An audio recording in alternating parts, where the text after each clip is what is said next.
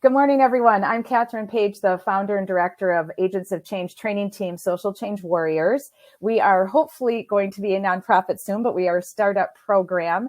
And I am doing a series weekly interviewing fellow change agents in the field and fellow social workers, fellow nonprofit workers, all of us who work for social change and social justice.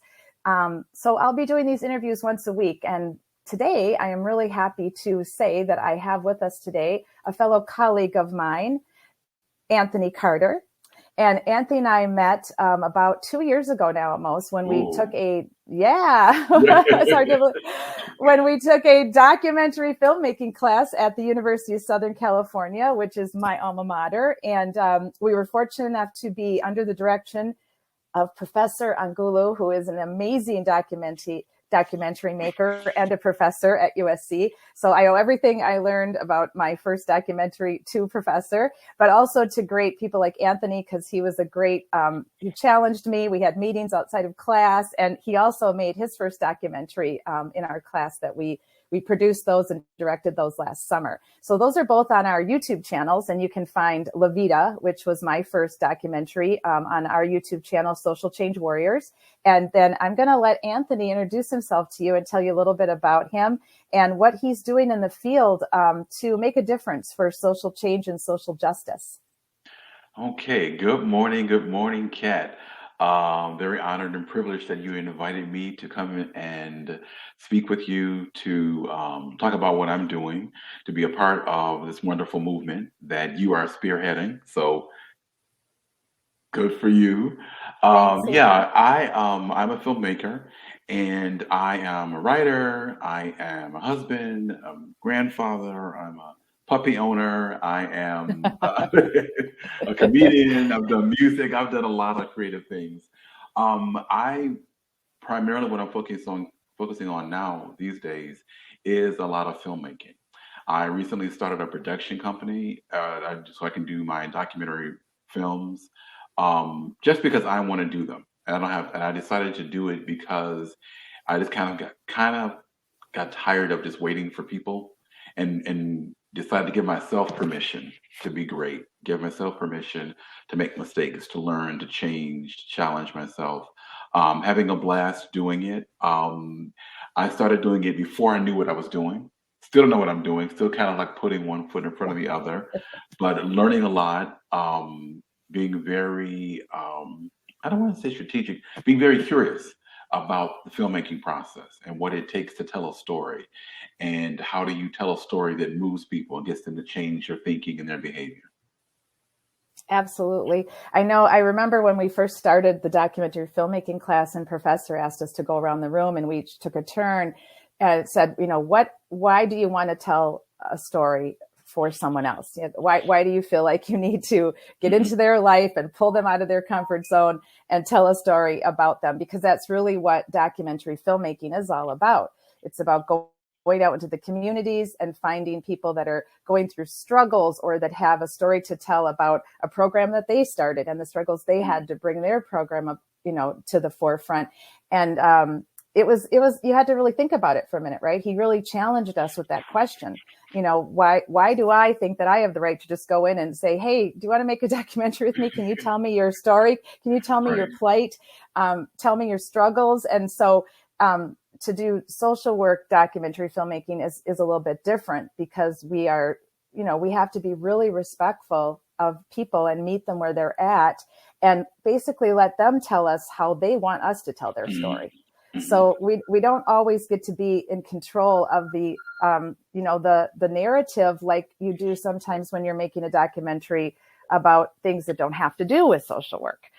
So did you find that to be a challenge for you when you decided to make your documentary about your own personal story about your health? Yes, it was a huge challenge because I had decided that I wasn't going to be in the film. I was kind of going to tell the story from almost like a third person, kind of removed from it, basically reporting the facts, right? Oh, look Right. at this. This is what we should be doing. Look how awful this is. And then the more I started working on it, and once I brought in my producing partner, Anjane, once we started talking about it, she really pushed me, encouraged me, like, this is, you can be outside of it, and that's one type of story, right? But if you're in it, Right. and we're following you, and we're following you as you discover things, and you remain curious, and you ask questions, it's a completely different movie, and it's more impactful Right. if you do that. And I just resisted, and it was weird because I've done, like I said at the beginning of your interview, I've been an actor and I've been a performer, so I was used to being. I've done film, I've done theater, so it wasn't like it was foreign to me, but but for me to tell the story about my health and my health journey and what I found out was a whole different layer of almost like being very vulnerable, and then having to ask other people, for help on how do you figure this out, right? And then actually not only to ask other people how I figure it out, but to record me talking to people, asking, how do you make this happen? How do you make this work? So yeah, it was difficult at first. And then once I saw the rough cut and I kind of saw what she saw, what my co-director saw. And once I saw it, I thought, oh yeah, this really works. And it would not have worked if I had been in it. If I had just been this disembodied voice asking questions. Right. Right. It's a very different film. I mean, even with shooting parts of my house and my kitchen and my garden and me cooking, Yeah. all of Yeah. that would have, if we didn't have that in it. And that actually wasn't added until my husband saw the rough cut. And he said, you need to, have you thought about cooking or Yeah. doing something with some motion and some movement? Right.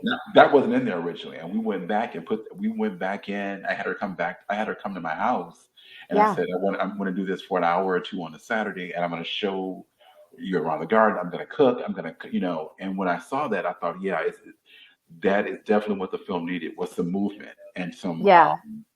almost like you could see I don't want to say a timestamp, but A transition. you could see a transition, and you could Yeah. also Yeah. see it was a really great way to tie in what I was learning. Right. And there's a difference between theory and practice, and using it to tell a story in terms of time. Mm-hmm. So I was really happy that I did that, because that was not when we first started. I was like, no, I'm just gonna, do a couple of shots of the tomato plants and then I'll talk. Right. Right. I remember when you edited that section and you brought that to class with Professor and our fellow documentary makers. I know we all were like, wow, that does make a big difference, because when you're new at this and you're just learning how to make a documentary, there's so many nuances that you miss. But that's all part of learning and, being a rookie at something, right? I mean, Mhm. I was a former police officer, and they call it your rookie year for a good reason, because Right. you're under the supervision of someone who is going to make sure, and especially in the line of police and fire, mistakes can't really be made. So that's why you have that rookie year, to Mhm. have that person who rides with you, the sergeant, the lieutenant. Well, it's very similar to other positions. Mhm. You have to have a rookie year because it's on the job training, right? There's nothing more important than on the job training. Education is important. It's so important. It gives you your base. You learn so much when you take your Mhm. classes, or whether you Mhm. go to an associate degree or 4-year, or this was a postgraduate class that we all Mhm. took. And we went in there as, kindergartners, basically. I remember telling Professor, I feel like I'm back in kindergarten again, because I don't know absolutely nothing about making documentary films. I had a little heads up because I was in journalism. That was my undergrad. So I had worked at a TV station and a radio station and a Mhm. newspaper. So I had that. That was a great base for me. You had your acting. Mhm. So that was a great base for you, but it was still a ground up, day by day learning process. And I agree with you. I made a lot of edits on my documentary, and mine was different as well, because I went with the interview style documentary, up close and personal. And Mhm. I had to make a decision.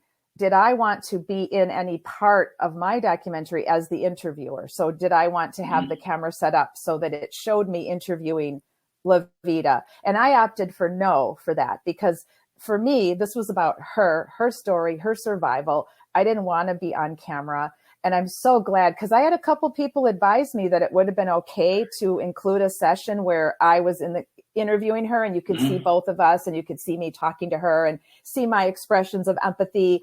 But I decided against that, and I'm so glad I did, because I just Mhm. wanted it to be her and her only. So you can't even hear me asking the questions. So that's, Right. I even took it down that raw. So it's just her talking as if she's talking to herself almost, right? Mhm. So, and I'm really glad I went with that style opposed to the more traditional interview style where you could hear me asking her the questions or see me asking her the questions. And those are just all decisions, I made on the fly. Right. I obviously, I consulted Professor Angulo for sure, because he's the expert. So, but sometimes we still, we get stubborn. Those of us that are creative and want to make, Mhm. creative materials, whether it be training materials or documentaries or videos or interviews like this, we can get a little stubborn in the way we view things. I know my sister's my tech person who I adore, and I'm so grateful for her. I'm getting more techie, but definitely not as techie as she is. So she's made our website, and she helps me edit, these Mhm. interviews. And I don't have the technology skills to do that. And we get into these little battles, because she sees things in a creative way as a website maker and as an editor. And I'm Mhm. sure you can agree with this. So I want you to speak to this. And we get in our little battles where I say, no, I want it to be this way. And she's like, no, that's not going to work. So tell me some of the challenges you had with your Um, I'll, let, so let producer. me, okay, so let me tell you about the challenges. But before that, I wanted something you said about, I wanted to back up a little bit. Yeah, You yeah. mentioned that the professor, who I absolutely adore, right? He's one of my favorite people on the planet. Me too. And when I was interviewing him, I was just kind of like, it was like being a 14-year-old kid again, 14-year-old girl, like standing out, like, oh my God. So he's like a Me rock star. too. So but I wanted to say, I wanted to preface this statement with that. You mentioned that, almost like listening to him or like genuflecting to him because he's the expert. And I was Yeah, going to say, I think we're all the expert in telling our own story. We're yeah, not the expert in the craft yet, but we're the expert right. in the telling of what story we want to see and what story is kind of gnawing at us and wants to be told, right? So I wanted to say Mm-hmm. that. So it's not so, Professor. I love you. So it's not. But I wanted to say When you watch that. this, when you Right? watch this, Yes, yes, yes. Professor, we love you. But Don't cut this yeah, part out. don't cut Good this cut one. in. So in terms of battles, in terms of dealing with my co-producer, my co-director, I don't know that we had any battles. I clearly had things that I wanted to see and a story that I wanted to tell. And I Right. wrote the treatment on it. And I let her do a lot of the visual, like this is how it's gonna look. I knew the story I wanted to tell and I knew the emotions I wanted to evoke, but she knew the visual part of it. So what we ended up doing a lot of times, I very much was about the school of um, I'm going to grow in this aspect because I don't think visually. Even when I'm writing something, and when I'm writing essays, and even when I was writing plays and doing tons of plays, I always wrote plays, always write everything from an emotional standpoint. Mm-hmm. So having to trust somebody that says, okay, you want to have this emotion, but what about putting this visual up? And you're like, oh, and so a lot of the times she would send me something, right? I would say this, I would do all of the interviews, I get all the content, which I meant to tell you earlier. Focus just on getting the content. Somebody can always clean it up. Somebody knows how to edit and clean it up. Right. Just get the Right. content, get the content, get the Just content, get get the the content. content. So Yeah. by the time she and I started working on the film, to along those same lines, I had mounds of content, right? I already had 10 interviews that I had already done about this topic because I was interested in it. Yeah. And then we kind of like put it together and I said, I want to see this. This is the story. This is where I'm going with this. So a lot of what she and I did would be, she'd say, well, what do you think about this? What do you think about that? I would say, what about this? What about this? What I had to learn how to do, which I could do when I was acting and writing, which is like, no, I could clearly say, no, that's not going to work, right? Or I want this. I had to really grow in my, I guess, in my confidence as a Yeah. storyteller using film as a medium. I had to grow in my confidence to say, well, no, I really don't like that, or I really want to see this, or just say, oh no, that's not it at all. And what happens is I think really quickly by the time we started working on this film, we had done uh, maybe 7 or 8 videos, right? We had done 7 or 8 interviews, which she'd edited and Mhm. she knew what I was looking for. So we had developed we were in the process of developing a shorthand, which I always think is great when you're doing anything with any human being, is that if you have a shorthand and they know, a look, a raised eyebrow, or this means, okay, oh no, don't do that, or they want to see more of this. So by the time we started doing the film, we almost had a shorthand, and then we were really good about. She'd send me things, I'd write notes on it. Can you cut this? Can you do this? Can you do this? Then I would send it back, and then she'd make changes. Then she'd send it back to me. That I would say, oh, that's really great. I don't want to be a pain in the ass, but can you cut off 30 seconds of this part? Or can you the big thing I remember that we had to go kind of back and forth on was the when we were rolling the credits, right? The Yeah. amount of time, the amount of seconds that people had to read the credits, right? And I said, okay, well, at first it was too short, then it was too long, and I was like, okay, what? And then we had to Right. figure out like where was the sweet spot with that. Same thing with the music that I had at the end. Um, the music that I had at the end, I got it because there was somebody I interviewed who mentioned a book, and I read the book, and in the book, this person mentioned this song, and I'd heard this song before, but I never heard it in the context of the way that he was describing it. And I said, "Oh, Right. that's a perfect way to end the movie."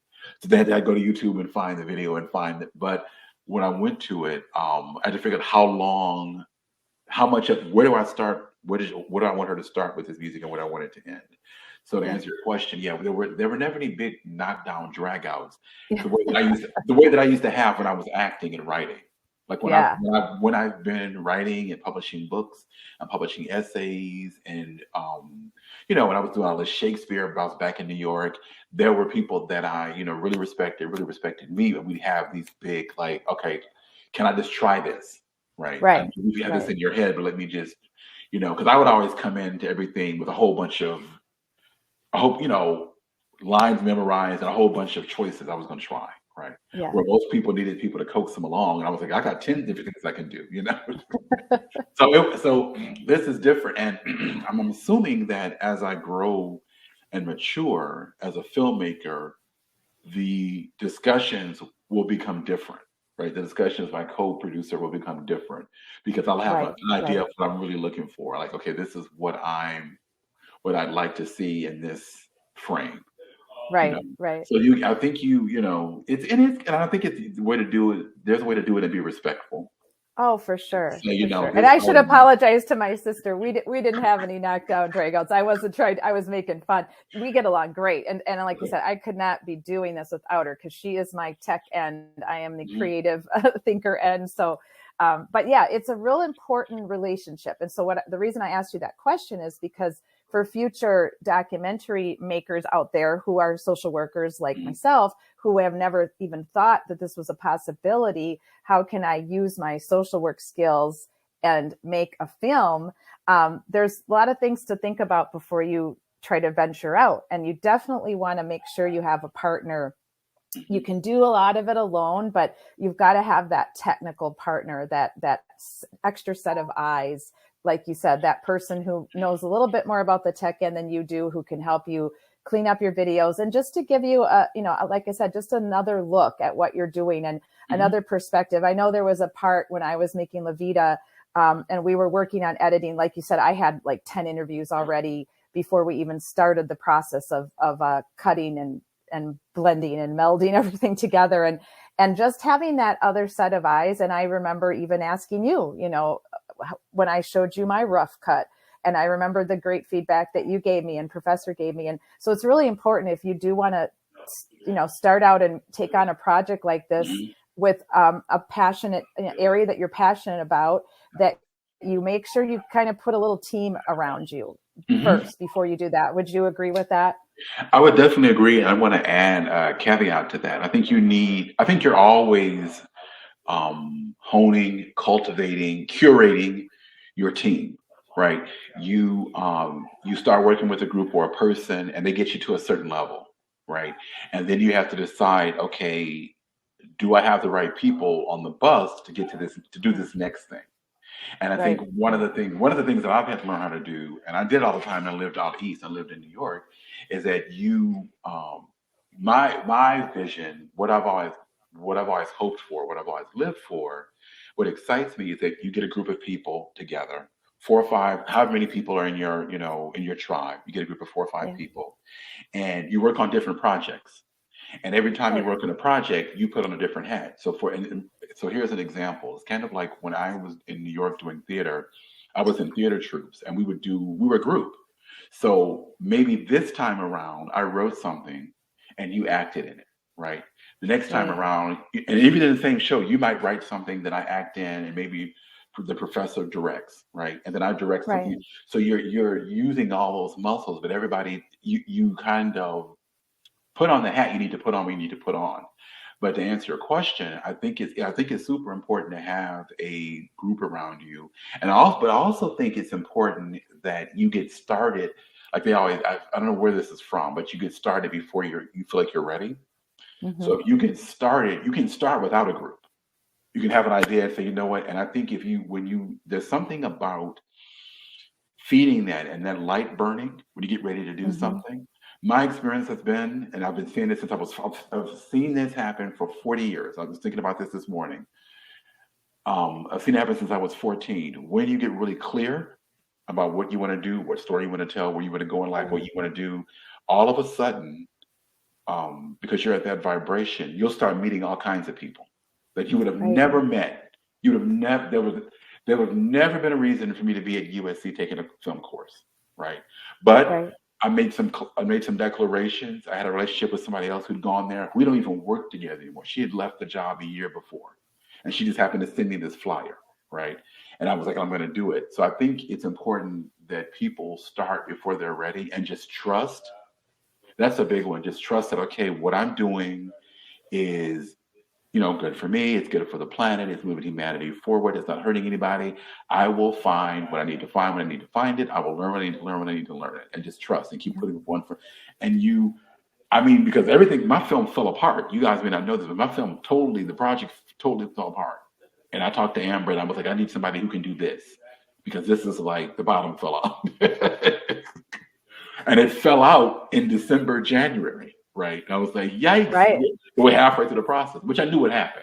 I know enough about Hmm. creativity to know that the bottom always falls out midway. And that it wouldn't be, it does. It would not be a creative endeavor if it didn't crash and burn halfway through. It just would, if it didn't, I would be shocked. So it Right. did, Right. and she mentioned this young woman that she knew, and I was like, well, you're pretty great. So this woman's got to be pretty great. And I reached out to her, and we set it up. We started doing, and I kept going. So yeah, I think it's important that you have a tribe. I think it's also important that you let folks go. When if you're working on something and they have a different take on what it is that you're doing, it doesn't mean they're not talented. Doesn't Yeah. mean you can't work on something in the future. But for this right now, this isn't Right. the project for Right. you, or this isn't the film for you, or whatever. And Right. just be able Right. to and be able and be okay with being able to walk away and saying, okay, you know what? I think, but I've had to do that more than once with people. Like, okay, no. Hmm. Yeah. It's hard. It's tough, but you almost have to. So tell me what you are going to work on next. What is your next documentary? My next documentary is I am these days I'm super obsessed with Ken Burns because I've seen all the stuff that he's done on PBS, and he's does these Yeah. marvelous docu series. So we decided in our Yes. infinite wisdom we would do a docu series. So the next thing that's coming up is going to be a couple of things. It's going to be a docu series, and I'm interviewing Black men between the ages of like young kids, like 6, 7, 8, all the way up to folks like my dad's age, who's in his mid 70s and beyond, about 4 or 5 different topics: money, relationships, spirituality, mental health. And I'm going to make these short, and they'll be like 15-minute. There'll be 4 15-minute segments right? So when I'm interviewing people, I'm covering everything. I'm covering all the things I want to see in each one of the films, and I'm going to have my editor put it together. So I'm working on that, and that's kind of the extension of Ask the Old Guy, which is the film that you saw. And it's going to Right. be Ask the Old Guy series, and this will be one more in the series. And the goal is to have them all be standalone pieces. So let's say if Good. somebody Good. says, we want you to, if somebody says, can you share something? Can you share a film that's about Black male mental health? Got it. You can see this one. If you want something on relationships, you can see this one. So the goal is to have standalone films, but then also work together as a unit. Good. So, Good. so that's I love it. one. My husband is getting ready to do a concert. He did a concert here at our house in the front yard in October. He's getting ready to do another one. So I'm excited about doing a concert film, about Oh, having my that sounds director great. come over and hiring a couple of other um, what's what I'm looking for? Not directors, I guess filmmakers, camera people, to come Yeah. over and shoot 4 different ways. So I'll have Yeah. I've already got the shots mapped out of my head. This is what I mean about growing vision. I've already got the shots mapped out of my head. I've I got the love it. before. I've got everything mapped out, and the goal is to have it because he sings and does albums, and he has a new album that's going to be. I think he got it done last week. It's supposed to be coming back to us this week, I think, but Good. it's a brand new album. So it's blues, jazz, it's Great American Songbook, it's all these different things, country, Yeah. western. It's got all this stuff on here, and When I think of you, Anthony, I think of the whole saying, "Jack of all trades." yeah. You are Anthony of all trades. You know, you've got your foot in the fires of a lot of things in the area, in Los Angeles area, and I would love to collaborate with you too down the line for a webinar series. I think that would be fascinating to work with you. I'm there. Let me So know when. I'm there. Let me know when. absolutely. So next month, I'll have you kind of have your viewers check us out. We're going to do a webinar on mental health and African American women. Mm-hmm. One of my colleagues, fellow social worker Betty Malloy, is going to be leading us in a webinar with Dr. Renee Campbell, who was one of our professors at USC. And we're going to spend about 30 to 40 minutes talking about the state of mental health for African American women in the United States. So I will definitely share that with you so you can share it out with all of your viewers on your YouTube channel. So tell my viewers, where can they find your documentary if they want to watch Ask the Old Guy? They can find the documentary at burnthemanualproductions.com. That's burnthemanualproductions.com. And Awesome. Awesome. you can reach me at my website, which is my name, anthony-carter.com. Fantastic. And I'll make sure to link on my website. I'll write write a little article about our get together today, and I'll put up your contact information so that anybody that makes their way to my webpage can find you as well. Okay. So Anthony, thank you so much for joining me today and talking about the trials and tribulations of documentary filmmaking and trying to meld social work and documentary filmmaking together. Love to chat with you again in the future and hear more about what you're up to. And thanks everybody for joining us today. You heard how to find Anthony, and of course you can find us at socialchangewarriors.org. Our website is there. Training request forms are on our website, as well as other webinars that we've produced. And you can also find us on our YouTube channel. And looking forward to working with everyone in the future. And have a great day, everyone. Take care. Bye. Thank you. Bye.